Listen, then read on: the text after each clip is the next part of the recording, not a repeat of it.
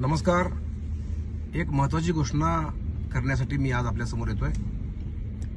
औसा विधानसभा मतदारसंघातील पुरामुळे किंवा अतिवृष्टीमुळे जीवितहानी झालेल्या कुटुंबियांना, ज्यांचे पशुधन वाहून गेले त्या कुटुंबियांना, ज्यांच्या शेळ्या कोंबड्या वाहून गेलेत त्या गरिबांना, ज्यांची घरं पाण्यामध्ये आहेत किंवा पडली आहेत त्या पीडितांना एक दिलासा देण्यासाठी मी आजचा हा व्हिडिओ करतोय. आपल्याला शासनाच्या माध्यमातून मदत मिळणारच आहे, पण मी तुमचा आमदार म्हणून मीही काही या ठिकाणी आपल्याला मदत करू इच्छितो. आमची NGO क्रिएटिव्ह फाउंडेशन आणि पुण्यातली अभय पुत्रा फाउंडेशन या दोघांच्या संयुक्त विद्यमाने सरकारच्या बरोबरीने या पीडितांना मदत आपण या निमित्तानं करतोय. जीवितहानी झालेल्या कुटुंबियांना सरकारच्या माध्यमातून 4 लाख रुपये प्रत्येकी मिळतात. त्यात आमच्या NGO कडून 4 लाख आम्ही देणार आहोत. त्याचबरोबर ज्यांच्या म्हशी वाहून गेल्यात त्यांना 37,500 रुपये सरकारकडून मिळतात. त्यात आम्ही 37,500 ऍड करतोय. ज्यांची गायी वाहून गेल्यात त्यांना 37,500 सरकारकडून मिळतात. त्यात आमची तेवढेच ऍड करतोय. ज्यांची वासरं वाहून गेलेत त्यांना 20,000 रुपये सरकारच्या माध्यमातून मिळतात. त्यात आम्ही आमच्या NGOच्या माध्यमातून 20,000 ऍड करतोय.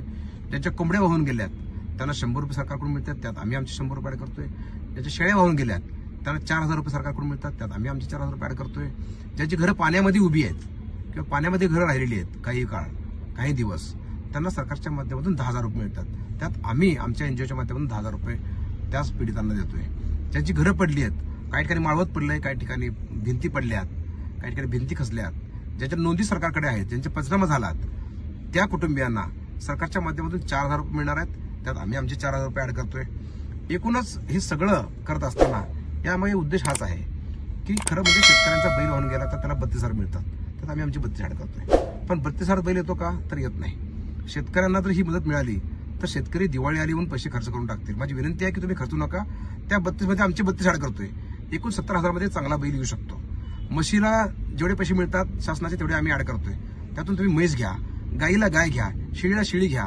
आमची एकच विनंती आहे की शेतकऱ्याचं जे नुकसान झालंय ते नुकसान भरपाई सरकार आणि आमदार तुमचा या दोघांच्या माध्यमातून भरपाई व्हावी म्हणून मी आपल्यासाठी हा खास व्हिडिओ केलेला आहे. आपण लवकरच आपल्या भागातील प्रसिद्ध उद्योजक आणि खऱ्या अर्थाने शेतकऱ्याचे हितचिंतक असलेले किंवा शेतकरी सेवक असलेले उद्योजक BB ठोंबरे साहेब यांना बोलवून यांच्या हस्ते या सगळ्या पीडितांना चेक वाटप करणार आहोत.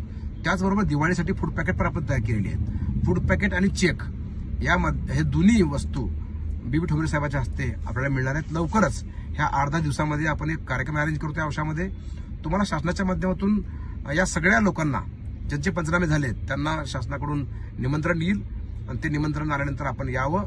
एक विजय मंगल कार्यालयामध्ये एक मोठा कार्यक्रम घेऊन आपण एक या निमित्तानं आपल्याला दिलासा देण्याचा प्रयत्न करणार आहोत. छोटीशी गिफ्ट या निमित्तानं आपण देतोय. मला माहिती आहे हे नुकसान भरपूर येणारं नाहीये, तरी पण आम्ही हे नुकसान भरपाई करण्याचा एक प्रयत्न छोटासा करतो. धन्यवाद. जय महाराष्ट्र.